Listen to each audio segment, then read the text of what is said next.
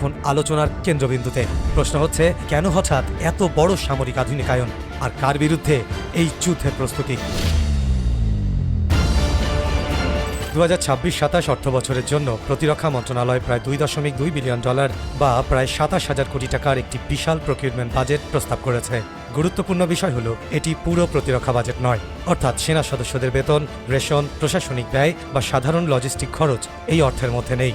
এই বরাদ্দের মূল লক্ষ্য শুধুমাত্র নতুন সামরিক সরঞ্জাম, যুদ্ধ প্রযুক্তি এবং আধুনিক অস্ত্র কেনা। আর এ কারণে এই বিষয়টিকে বাংলাদেশের সামরিক ইতিহাসের অন্যতম বড় আধুনিকায়ন পরিকল্পনা হিসেবে দেখা হচ্ছে, যেখানে সবচেয়ে বড় বরাদ্দ রাখা হয়েছে বাংলাদেশ বিমান বাহিনীর জন্য।